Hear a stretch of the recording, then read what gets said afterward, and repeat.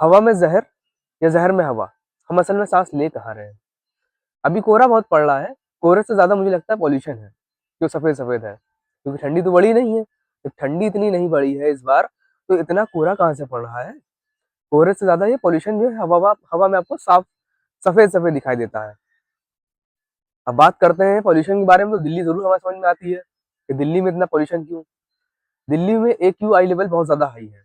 जिसको नहीं पता उन्हें बता सकते हैं कि AQI लेवल होता है एयर क्वालिटी इंडेक्स।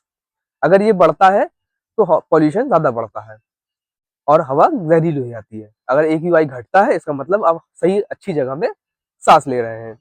दिल्ली का AQI इस लेवल का है कि इस टाइम पे अगर आप वहां पे दिल्ली में सांस लेते हैं तो 9 सिगरेट पीने के मुकाबले एक दिन में आप सांस ले रहे हैं। ऐसी हवा में, इतनी जहरीली हवा हो चुकी है।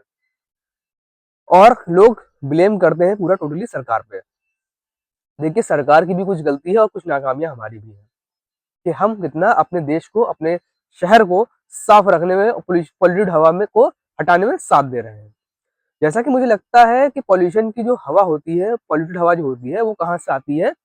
पहली चीज तो गाड़ियां गाड़ियां जो होती हैं, अगर 10 साल पुरानी गाड़ियां हैं और उनको आप यूज कर रहे हैं, तो उनकी लाइफ तो खत्म हो चुकी है। उनकी लाइफ एक्सपेक्टेंसी यही रहती है 10 से 15 साल। अगर उससे पुरानी आप गाड़ियां यूज कर रहे हैं तो इसका मतलब पॉल्यूशन बढ़ रहा है। सिगरेट वगैरह यूज कर रहे हैं, उससे भी पॉल्यूशन बढ़ता है।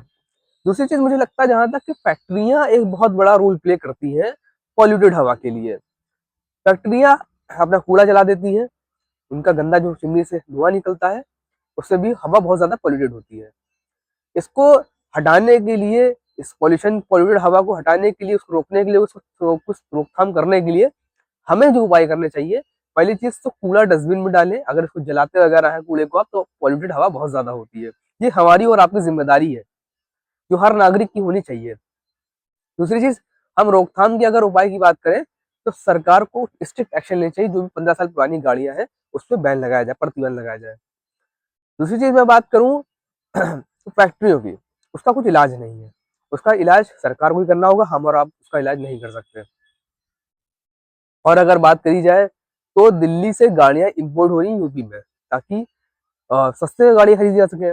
लेकिन सस्ते में गाड़ियां खरीदने की वजह से दिल्ली में यूपी में पॉल्यूशन बढ़ रहा है धीरे धीरे।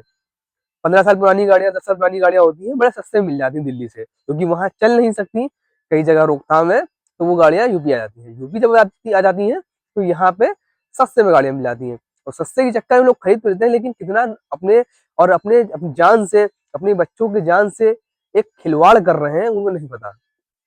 आज की डेट में बगैर मास्क इंसान नहीं निकल रहा है दिल्ली में, क्योंकि वो जानता है कि वहां की हवा इतनी पॉल्यूटेड क्यों हो गई है। Just because of you and me.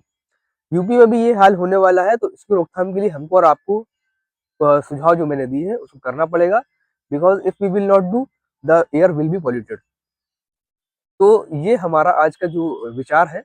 अगर आपको अच्छा लगे तो उस पर राय जरूर रखिएगा और कमेंट जरूर करिएगा, क्योंकि हवा आज की डेट में बहुत ज्यादा पोल्यूटेड हो चुकी है। मैं आपको लोकेशन दिखाऊंगा।